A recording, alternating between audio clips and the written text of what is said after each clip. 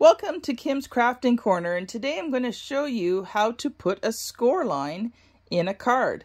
So you're going to go to Shapes, Score Line. Once it's there, you resize it by clicking on it to the size you want. In this case, it's a 7-inch tall card. You're going to align it where you want, and you can use the Select All and Center feature. Select all, attach, make it,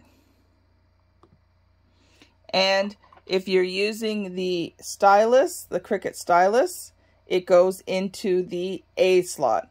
Thanks so much for watching. If you enjoyed this video, don't forget to boop the like button and check out my Kim's Corner crafting membership.